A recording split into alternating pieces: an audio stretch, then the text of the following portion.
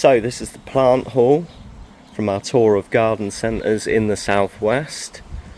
We start with the ones we got off Facebook Marketplace. Load of Hedychiums. Do you know which variety of Hedychiums these are? We do have some flowers in the bottom of that one, so that may be an indicator. Possibly. But yes, and you've got your two Aeoniums. Very nice. I've picked up some Persicaria Purple Fantasy, I believe. Is that right? Yep, that's the one. Yep. And I saw it in your garden back in August and was very jealous, so had to pick up some of that. £3 I think that came to. And these wonderful Tetrapanax steroidal giants. Yeah, very excited by that. I'm not sure whether to grow it on in the pot. I think I'll probably grow it on in the pot for the next year, maybe plant it out next season. What are you going to do with yours, do you think? Yeah, as you can see, the stems are quite thin on these and unlikely to get through any harsh winter, so yeah, I'm going to be growing mine on until at least next year. Let's go and show you some of the other plants. It's got the Alstromeras that we picked up I picked up when I was in Poole on the way here. We went mad on the Hedychiums in Burncoose. Probably didn't pick up any of the ones we said we were going to pick up. So I think I went for this Spicata Liberty, didn't I? Yep, you did indeed. I think you might have got one of those as well, didn't you? I don't think so, but this one had really nice flowers. I don't know if there was a picture on the pot. There's no picture on the pot there. There's only a snail. So we've got Hedychium Coconanium. It's quite a tall one. I've got these as well, which are Coranium Goldspot, Coronanium Goldspot. And this is Hedychium densiflorum Assam Orange. So a lot of Hedychiums there. Yeah, I'm intrigued by that because I've never grown them before. Neither have I, so it's a first for us both. A bit like this Schefflera digita, is it called? I don't know, let's get the label. Schefflera digitata. That's the one. So it's planted in 2023, so it's grown quite considerably in that time. Don't know about the hardiness, probably not as hardy as a Taiwaniana or anything like that. I don't know. It's got some very thick woody stems, so it might be hardier than you think. I think it will depend on your climate. Be interesting to see how mine does compared to yours, because we live in two completely different growing zones really. So we picked up this. I've been after blue bamboo for ages, but I think there is a lot of different varieties. But this one's called Blue Dragon. If anyone knows much about it, please do drop us a little note in the comments. Mower's Toes, great deal, Burncoose Nurseries. Got to pick up a Mower's Toes while you're out. So we picked this one up from, what was that place called, love? Hardy Exotics near Penzance. Wicked. And this is a Persicaria virginiana filiformis. And again, it's got the characteristic kind of V-shaped dark markings on the leaves, but similar to the Purple Fantasy, but this has got broad oval leaves, where this has got this nice kind of triangular one, so it's going to be nice to have them close by to each other for that difference in foliage shape. Can't go wrong with a Persicaria, can you? Nope. The most beautiful looking Canna Tropicanas, and the largest ones that I've seen for the best price. I think they're about £15. So that was a great deal. Did we get them? That was at Travena Cross. And here are my Impatiens. Beautiful colours on these. So this is Impatiens ominiana.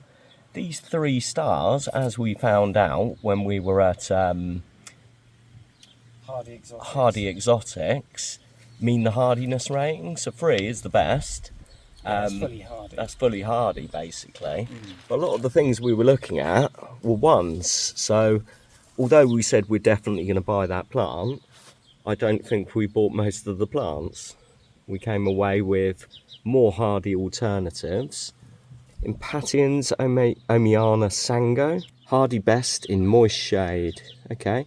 Fantastic looking plants, these ones. Well happy with them.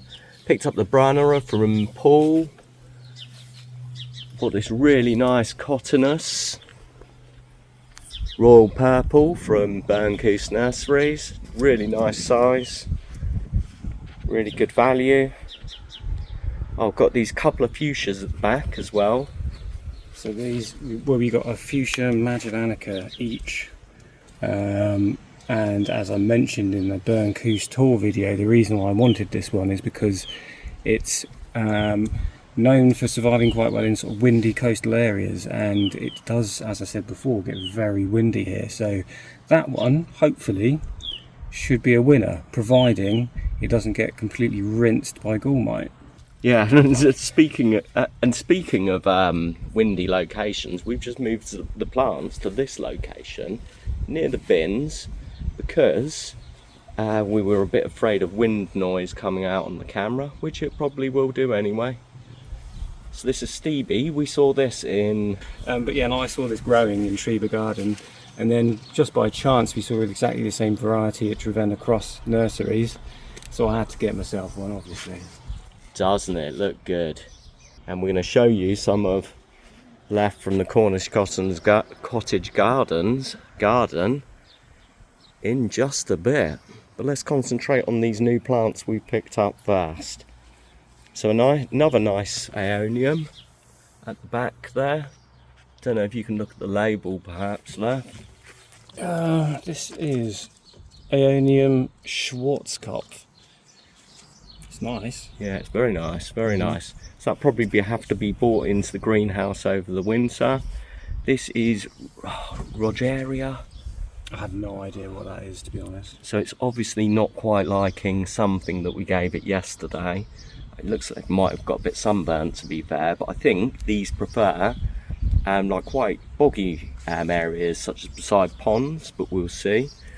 Talking of plants that are not liking the conditions they're in, we've got this Brugmansia, and the label appears to have come off. Very impressive looking, well, up until today, but you can kind of get the idea. It's got some really cool looking leaves.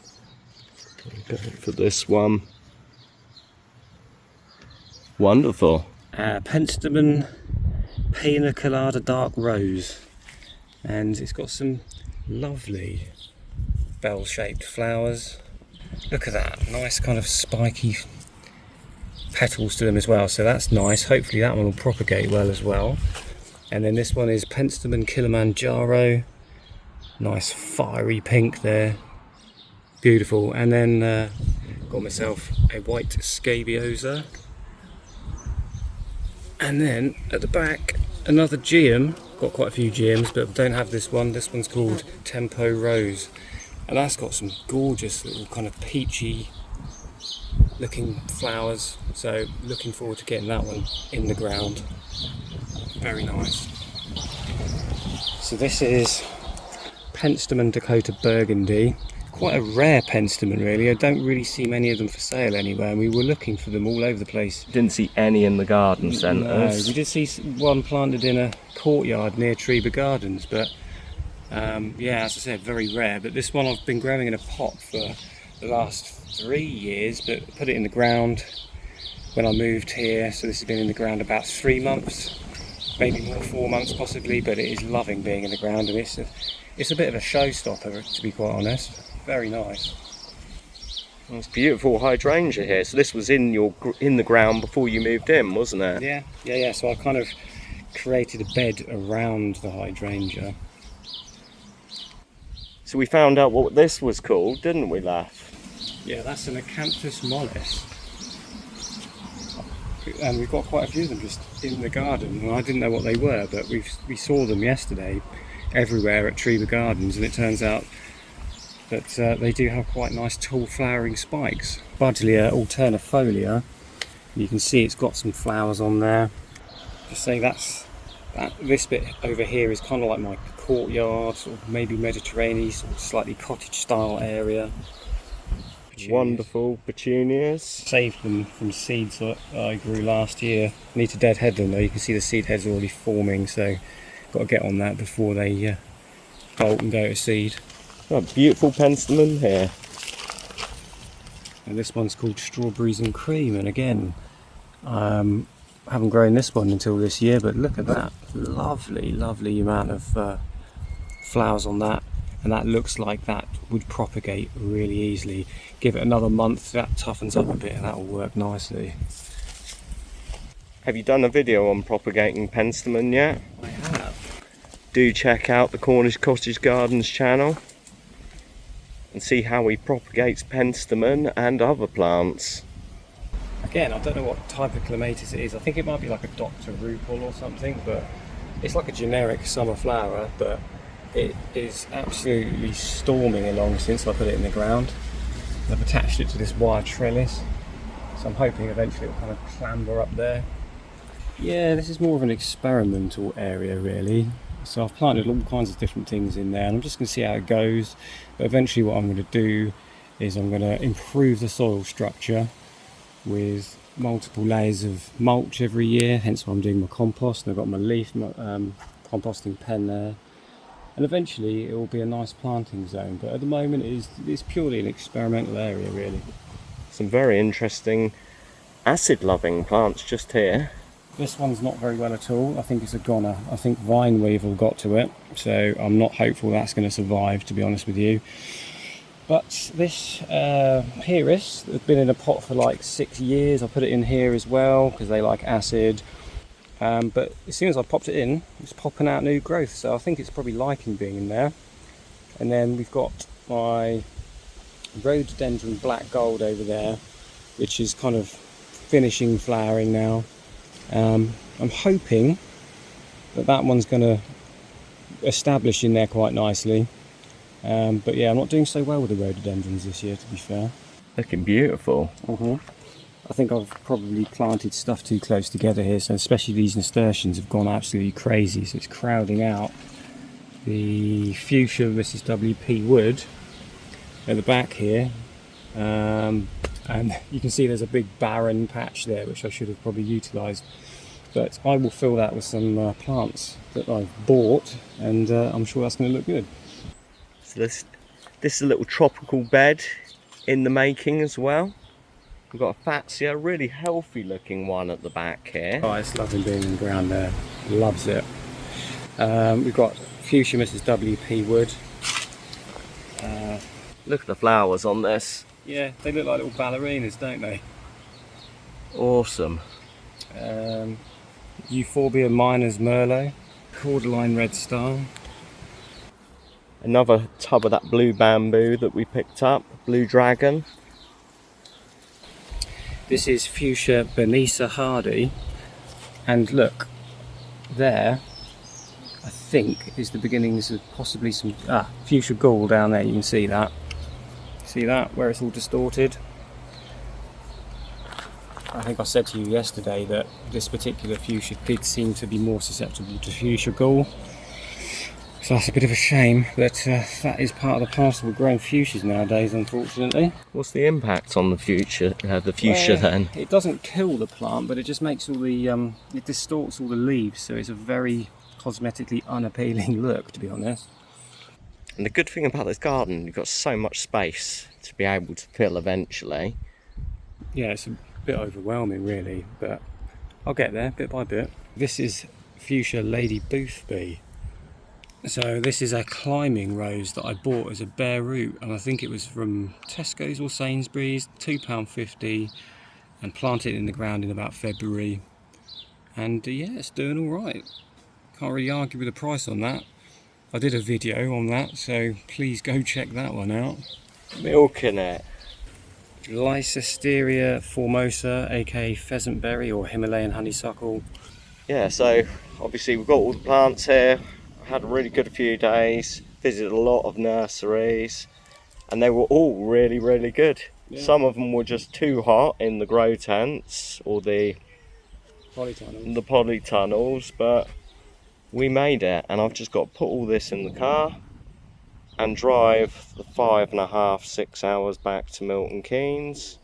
So I hope you enjoyed that. Do look at the other garden centre visits as well that I'll put together. I don't know if I've already put them together by this point and this is the last video, or if this is the first video and then just follow all my garden centre visits and the wonderful trip to the amazing Cornish cottage garden. yeah. So have a wonderful day, everybody. Yeah. Safe.